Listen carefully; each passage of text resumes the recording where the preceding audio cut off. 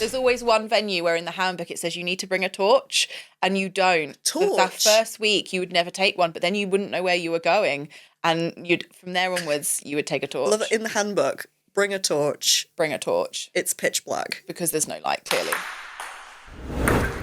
Hello and welcome to Serving Up Trouble. This is the podcast about everything women's table tennis. I'm your host, Chloe Ireland. I'm so excited to get into all of this. We've got some amazing guests coming up over the next couple of weeks. This has been a passion project of mine for a really long time, and it's basically just an excuse for me to sit down with some amazing people and nerd out about women's table tennis. So I think it's going to be an amazing couple of weeks. My adventures in table tennis this week, I've recently changed rubbers. I went from using Mark V to Dignics. They're really pingy. It's quite a good thing because it means it kind of forces me to play my shots, and I've turned into quite a spinny player, which I'm enjoying. But hopefully by the time our next episode comes around, I'll have gained a little bit more control over the ball. My guest this week is the wonderful Sally Hughes, the perfect person to kick off the podcast with. Sally is a good friend, and she's done so much for improving the visibility of women and girls table tennis. I mean, she's helped over 50 plus, I think way more than that now, but over 50 new women and girls get on the ranking list through her 1-star and 2-star tournaments. And she also plays at a really high level. She recently qualified for the Mark Bates Senior National Championships, which I will be watching from the rafters and supporting. I think that it's just fantastic that she's, so driven to still play at this level. I think she likes to teach the young'uns a lesson or two. And we had a really, really wonderful chat about, how she started, about her time playing local league, and all of that good stuff. So we've got all of that to look forward to, as well as a top tip from our top tip contributor. I wonder who that will be this week. And stay tuned until the end to find out who my champion of the week is. But now, without further ado, Sally Hughes, everybody. Hi, Sally. Hi, oh my Chloe. God, it's Sally Hughes. Oh my goodness. International umpire Chloe Ireland. Oh my God, wow. Nice to have you here. Thank you very much for having me. This is very strange because I think we usually just talk on the sidelines of Women's British League and stuff like that all the time. So it's quite nice to have the opportunity to have a proper long chat with you about everything. I've been looking forward to it. Congratulations on qualifying for nationals. Thank you very much. It was hard work. What was it that first kind of drew you to try and qualify? Because you started last year, didn't you? You applied last year to do it. So obviously there's been a lot of changes in the competition structure and the different types of tournaments that are available in the UK. And I entered the national qualifying event last year as it was due to be the last one. And thought I'd better give it a go before it stops. I hadn't played in an event really anything like it before. Yeah. And was really, really lucky. Had good Saturday and got through the Sunday as well. So managed to qualify. I think I was 12th last year. Right. And then when it came back up again this year, I thought I've got to. I just have to. Yes. And how do you kind of prep for that? Because when you've got a big competition, I mean, it's probably the biggest competition of the year. Yeah. Do you kind of do anything different with your training? Do you focus in? Do you get help from anybody? Is there anywhere that you go to kind of get to top condition to get into that? I wish I could reach top conditions these days. That's a long time gone. To be honest, I find it really difficult to get playing time and table time in nowadays. So obviously I work full time and I'm part of the management team for Worthing Club. So that's pros and cons because it keeps me very busy, but also having a club does mean that I've got a little bit of availability to go and push myself into some sessions. So I try and play twice a week. I play in the Brighton League as well as the Worthing League, part of a larger team. So obviously we rotate, but I try and get myself a little bit of match time. I've always been somebody who plays matches rather than training. There was never much coaching available when I was a kid on a regular local basis. It was all open club play. So a little bit different to what's out there today. So for me, I try and get some match time and just play a little bit more in the Sussex area where I can. twice a week keeps me steady. 3 times a week you can play well. That's the difference. I try and get on the table, but I do find it really hard these days to be able to get the time that I need to compete with the young women who are getting better and better every year. Every women's British League, or every time it's like a team that's like under 15s, I'm just like terrified, absolutely terrified of playing in the juniors. Yeah, they're getting better all the time. So take me back a little bit to when you first started playing. How did you first start playing? Do you remember when you first like picked up a racket, and who was it that was kind of helping you at the beginning, trying to encourage you to play? Yeah, so I've always been quite a sporty child. My dad is really sporty as well. And very much like him, I played every sport that I could get my hands on. So if you can score a point, get a goal, throw a ball, you name it, I would give it a go. I've also done quite a lot of running, so that was, sort of more fitness side. But I started playing table tennis when I was 8, so I was year 4. I'd just been to middle school, for those of you in a part of a country where you know what that means. So I'd just gone to middle school, year 4, and there was a coach called Ray Forder, who was really big in the local area and did a lot of work with the local schools, getting people playing, just trying table tennis. Loved it. There wasn't really anything else that did the same thing for me. I played netball. I did a lot of running, girls football, which obviously has taken off in a way no one. I love the fact that women's football has taken off in the way it has. It was not like that when I was a kid. Me neither. That's how recent it is. I mean, it's crazy. I used to play in I liked to play in college, and even in college, it wasn't. No, there was one team. Worthing had one team, and there was not another team for about half an hour's drive. That was it, and we barely had a team. So really different world, and competition was just not what it is today at all. And so table tennis stuck. And Ray used to run a Saturday junior league, but for beginners who needed that next step to try competition. So I played in that for a few years before joining the local league at 11. At 11? I was 11. Local league at 11? Yeah, that's how to scare a lot of local players, by putting an 11-year-old girl in. How did you find that? I mean, I think I entered our local league quite early as well, but I mean, I was there with my dad. Yeah. So I always kind of had and we always had a rule where I think players kind of within a certain age group, that junior players would only play the home matches. Yeah. So it was a little bit easier. How did you find coming into a local league space at that age? As a tiny, very blonde girl, yes. It was definitely an experience, and it's not something I think we would do today with young players. So it was quite clever, actually. So Ray had a really good way of putting teams together from the juniors that were coming through. So I actually started in the league with 3 boys who were the same age or the year above me at school. We were all at the same school, and we'd played in the junior league together. Yeah. So we all knew each other. And the club that he put us in wasn't his club that he ran, but it was the one that was based at my middle school in the evening. Right. So we all lived locally. We all knew the school because we went there during the day. And there was only one team for that club. So very simple. They had a club practice night and put teams in the league. That was what they did. And we were the B team, so we were their second team, and we were all under 12. And I think that was a shock for them. We played away matches, and I can remember matches going on till 10, 11, nearly midnight some nights on a school night. Yeah. So it certainly was, quite different. Yeah. And, we try to do something quite different today to make sure it's accessible for young players. Yeah. I remember in your, I think it's your board of directors application, you say you played in every church hall, shed, garden. You name it. Nationwide Bank, the Civil Service. Yeah. I've played at the local cricket club pavilion hut in a field. There's always one where it's it's freezing cold. Yes. There's there's holes in the floor that the home team can just dance around because they're used to it, and you end up going flying. I can remember in the cricket club pavilion, if you went too far one way, you were in the fireplace up against the wall, and if you went too far the other way, you would fall over the bar. So the table tennis was limited, put it that way. It was limited, and honestly, the clubs just do not know what they've got now. We play in a sports hall, in an actual sports hall with lighting and insulation.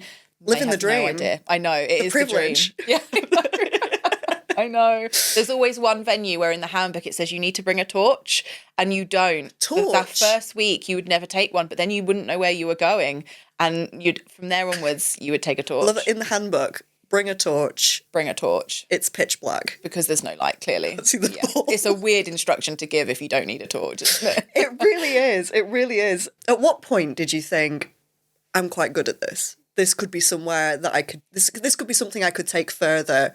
And kind of what was that process like, kind of going, and I guess these days it'd be like the England pathway, but what did it look like when you were going through it? So first things first, I have never thought I am good at this. I've never ever thought that.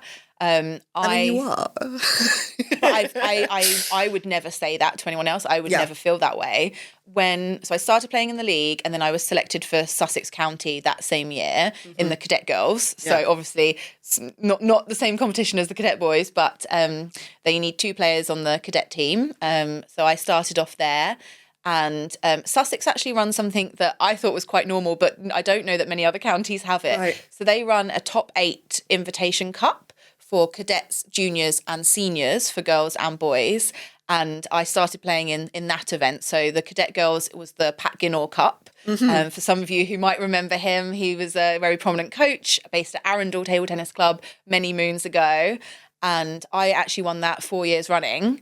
And so for me, that was a huge accomplishment. It's the cup I'm most proud of by far. And I just, it's a really interesting format. So there's 2 groups of 4.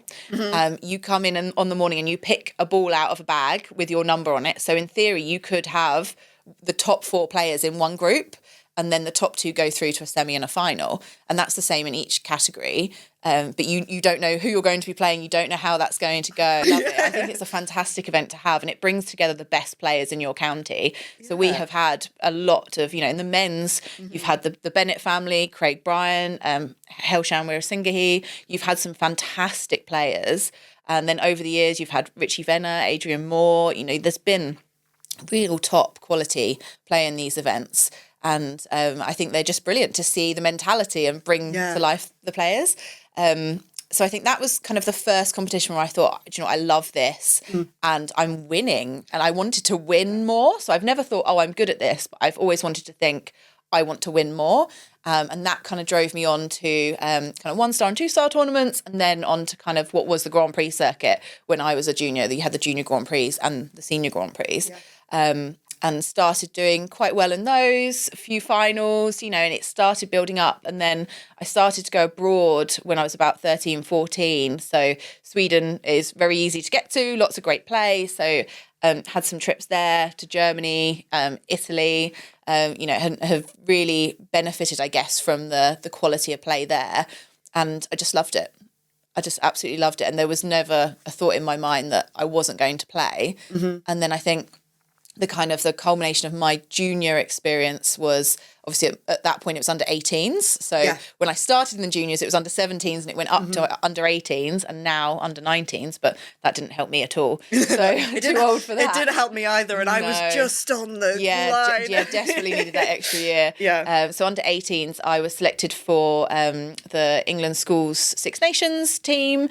So my teammate was Rebecca George from Yorkshire, and we won bronze in the team event, and I won silver in the singles as well. So which was just fantastic, I think, to kind of have that recognition for all the play, the time, the effort, the blood, sweat and tears to get to that point. And I think that was fantastic. You kind of have that forever kind of thing. No one can take that away from me. No one can take that away from you. Nope. Was that the one with the yellow shirts? That was the year that England decided to wear yellow shirts, yes. Yeah, but it's my yellow shirt. Have you still got it? Of course I have. Absolutely. Amazing. Framed? It's not framed. It's in a box of shirts from the past. Which also includes, I've got I absolutely love it, this tiny, tiny little black shirt that Jula did. So it was the first shirt I had when I came into sponsorship with Brybar I would have been 12 or 13, and it's got pink Hawaiian flowers over it. If you can remember the era where there was black and pink, but there was also blue and yellow, and they did dresses which weren't the one, but I've got this tiny shirt, and I have no idea how it ever fit me. It's dinky, and that's in there as well. It's like a prized possession. I love the fact that you keep those. Like, what a nice way to document Sally through the years. Yeah, through the years. It would never ever fit now. I'm not sure it'd fit on one arm, but I love it. It's a beautiful shirt, and it's got my name and all the things on the back. And it's like a moment in time. Yeah. I love the fact that you've kept that. Along with the bright yellow England shirt. Along with the bright, the highlighter luminous shirt. Yellow, highlighter shirt. So when that kind of period came to an end, yeah, could you talk a little bit about first of all, why it kind of came to an end, what you wanted to do, what the decision was there, and if you've got kind of any advice for maybe some of our younger, like junior girls, kind of going through that phase in their life at the moment. So I think like 18 and, you know, teenage years going into uni, we lose a lot of good female players around that time. Not always, you know, due to them, you know, complete falling off the radar for bad reasons. Usually it's just going off to do different things. But it can be a little bit of a strange period, especially when table tennis is such a big community and often such a big part of people's lives as well. So if you can have a little bit of a chat about that. So what happened to me? So at 18, so I'm quite academic. So I was doing 5 A-levels. I did maths and science across the board, which was really heavy, really time consuming. And obviously there is a point where you have to focus on passing your exams kind of when they're set for you. That's not really a choice. So I had to focus on that, which obviously reduces the time you can spend on any hobby or anything else really. And then I went to Sussex University out in Falmer. So I did a maths degree for my bachelor's, and then I actually stayed and did my master's in corporate and financial risk. So brainy numbers is my real world. Brainy numbers. As a side note, being a brainy numbers girl. Yeah.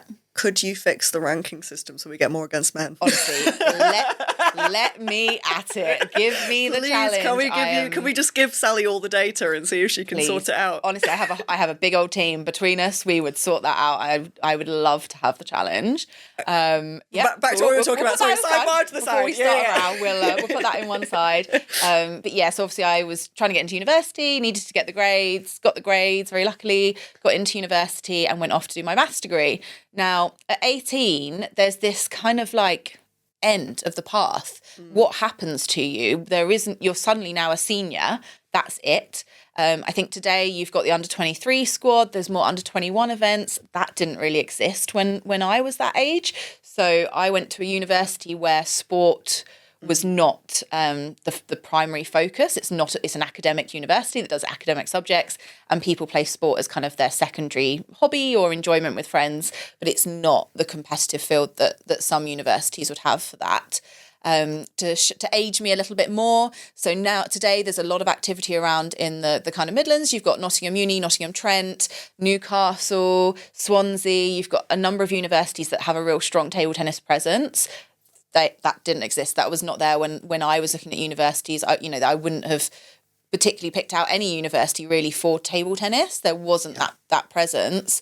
And even, Grantham College has got a big academy that had only just been going a couple of years. So it was still very new in its infancy. So it was all a bit of a question. So I went to my local college, picked the university that I wanted for my kind of academic choice. And then table tennis, there was some table tennis, nice, but a lot of it was beginners or people who enjoyed it socially. There wasn't the training at the level that I was used to and needed to compete. So I kind of found myself not really playing much competition at all. I played for the county team, but I didn't play much else just because I felt like I would definitely lose because I wasn't really playing.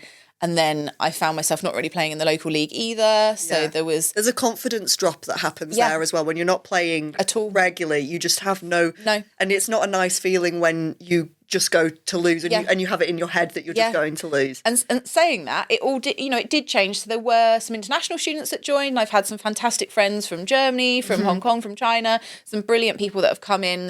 There was some table tennis by the time I was finishing. Yeah. And actually, I won silver in the mixed doubles with Kai Lee. So we actually did really well at Bucks that time. So we lost to Emma Vickers and Chris Duran in the final. I mean, that's quite a strong pairing. That's quite unfair. And we were really pleased to get that far. Yeah. We've had a couple of great wins, and to lose to players like that is fine with me, so they were fantastic, and we were really pleased to get that silver medal. So nice. that was kind of at the very end by the time I was finishing, and that was the odd player. There was a few here and there, but it wasn't consistently strong.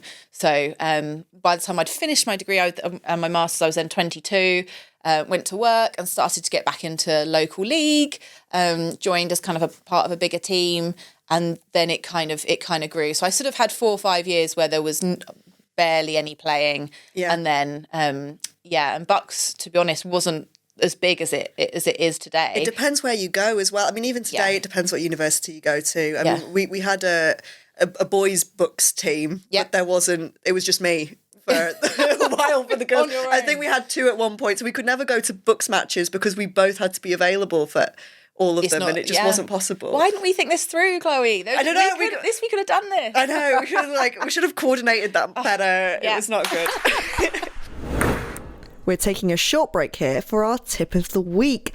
Every week, I've asked someone from the table tennis community to contribute a top tip that can help improve your game. This week, we have a tip from Bats coach, Cliff Carder. So, hi, Cliff. What is your tip? Hi, ladies. This is Cliff Carder, team manager at Bats Table Tennis Club. One tip I learned from some top Swedish players several years ago was that the maximum time you can really concentrate on one activity is 8 minutes. So perhaps next time you're training for an hour, try breaking it down, plan out 6 different exercises you want to do. Do the first one for 8 minutes, have a 2-minute break, then start the second one. So if my maths is any good, you'll have 6 8-minute sessions with 6 2-minute gaps. That takes up 1 hour. And you'll have 6 activities there where you can put in maximum concentration. Give it a try, and I hope it works well for you. Best wishes. Thanks, Cliff. And now back to Sally. When you are doing sessions at Worthing, whether you're like helping out with a bit of coaching or if you're playing yourself, what do you find is kind of the best way to help you train? Like in terms of like, do you like drills? Do you prefer match play? Do you focus on certain areas of your game? Like, is there something that you've really worked on between the first nationals qualifiers and the second one that you've really used to improve? Okay, so I'm going to completely ruin this question straight off the bat. Right. Because I have played a lot less this season than I did last season preparing for the qualifiers. I worked probably twice as hard last year and actually finished in a higher position this year. So that is not the encouragement that we're meant to be giving. I have no idea, and I can only apologise to Mabel Shute because I think she was fed up of me by the end of the weekend. Really? So that was my fault, my bad. I mean, something that we talk about quite a bit is about like being an awkward player, especially when it comes to some of the younger kids coming through. So so can we like talk a bit about what does being awkward mean? Because I think we throw that around a lot. We're kind of like, that player's awkward. Yeah. And we're kind of like, what does it mean to be an awkward player to come up against in the draw? So I use my maths brain a lot. I'm looking for space. I'm looking for angles. I'm going to make you move. If you're going to beat me, you can work for it, right? So I'm going to get the ball back time and time again, and I'm going to find an angle, a place, a position, something that is difficult for you to play your great shots. I think today the girls' game particularly has changed and the young players, they move their feet, they open up, they're spinning. It's completely different to how the juniors played when I was that age. So I'm not going to say it's better or worse, it's just completely a different style. And there's a lot more training that is focused on what I would refer to as more of a boys style of play, that third ball attack. How do I get in? How do I open up? Where I'm used to thinking about where to serve. How do I make it uncomfortable for you? Making sure you're never settled so that you have to play great shots. If you're gonna beat me, and there's plenty of girls who do, but I'm just gonna make you work for it. Yeah. And I think that's the thing that is different between the generations. And I look at some of the ladies that have come before me, and again, it's different. Again, there's a lot more combination bats with Pimples and Anti, and how do they serve differently? How do you get in on a shot where you're not necessarily confident, and they will get that ball back, and it will come back and back and back, and you've got to be fantastic to beat those ladies. Last Women's British League, I had a 5-setter against Joy Daniels, and she's exactly the player that you've just described. Yes. Brilliant, as in she just gets everything back. Everything's coming back, and you don't always know how to respond to it because it doesn't look like a ball that you're used to when you're playing like somebody who plays a game that I play, the open like da-da-da-da-da-da. And she varies the pace so well and can also hit really hard. So it's more of a mental game. Yes. And I think that like when you're I'm not quite as fit as some of the younger players, definitely not some of the junior players coming through. But if you can spin, if you can place the ball, and if, like you said, you go for those angles, the amount of points that like I win just by putting it down the line sometimes, or being that awkward player. There is nothing better than when a nice young player has opened up, they've done a beautiful forehand topspin, and then I welly it down the line with no technique, with an old lady punch, and I love it. There's nothing more beautiful than that. Gorgeous. Yeah. Just to kind of finish off this discussion, I want to talk a little bit about kind of how we create a bit of a culture change. I think, as we've already kind of said, things are changing. Yes. I think things change a lot. I think that you've helped with bringing a lot of that change forward the last couple of years with the women really and girls. The 1 stars and 2 stars, genuinely, I think have been a bit of a watershed moment for like, especially that age group that you were describing, like the 18 plus when you become a senior, being able to compete at this level without it being like a Grand Prix or something like that. So I want to talk a little bit about, there is still work left to do. Yes. So if money was no object, Yeah. which I know is a silly question because money's always an object. No but object. if money was no object, where would you like to see some funding or some development going for the women's game? If you could have Sally's dream world. Sally's dream table tennis world. What would you create? What would you do? So there's a couple of things that I think are missing right now. For me, so I kind of kicked off my first women's 1 star back in July 2022 down in Sussex. And I kind of did it because I really was getting frustrated with the opportunities that the girls had to play other girls. There's a lot of tournaments in the calendar. There's all sorts of things. If you want to play table tennis, you can play every weekend of the year if you want to. However, if you're a girl and would like to play other female players, I think that year there was something like 5 or 6 opportunities to play in the first half of the season where there was a women's event of any age group, but there were about 10 times that for the men. And of course, at the moment, there are no ranking points if you play mixed gender over 600 points. I think there is like it's over. Sorry, yes, I think it's like 1 or something, isn't it? No, so if you both have less than 600 points, right, then the general ranking system works for you.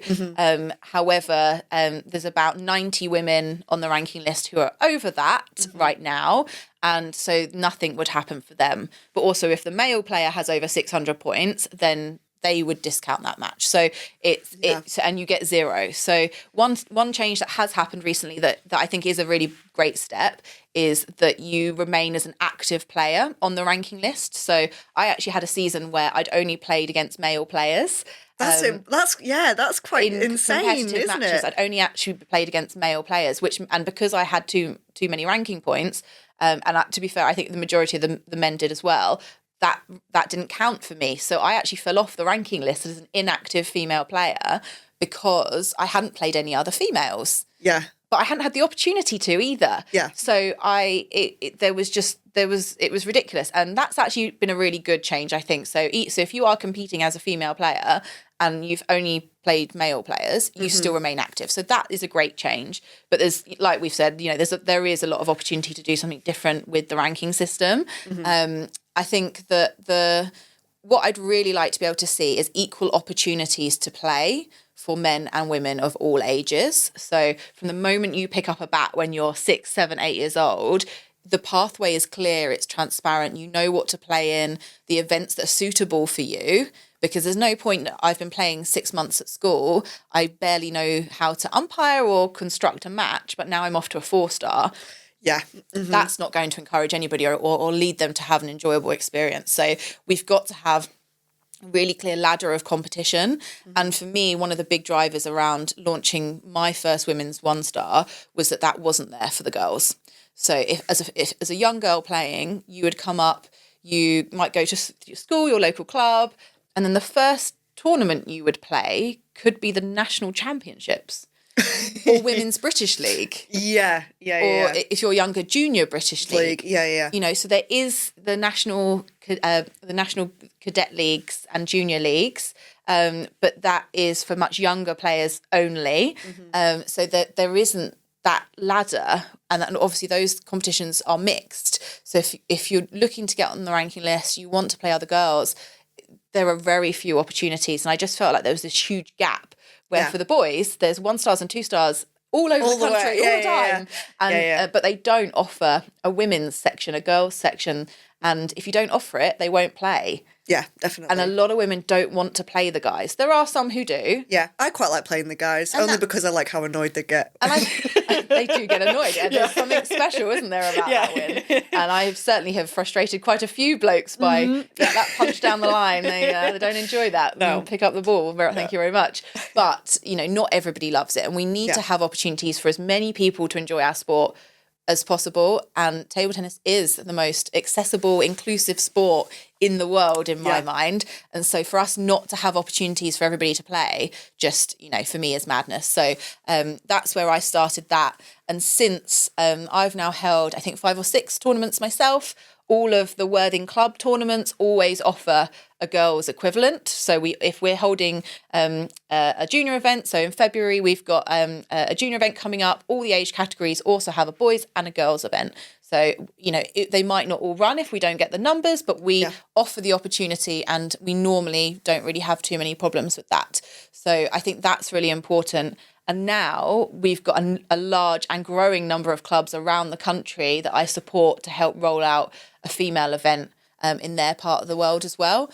Because I think it's really important that it's nice, and I'm really pleased that I've put my head above the parapet and I've gone for it and I've done something at the beginning.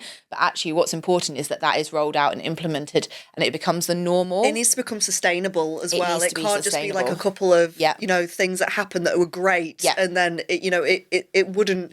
It has to last. It has to last, and there is no option. It has to last because girls love playing table tennis. There is no doubt about that, and we have to be able to provide the opportunities for them to do it.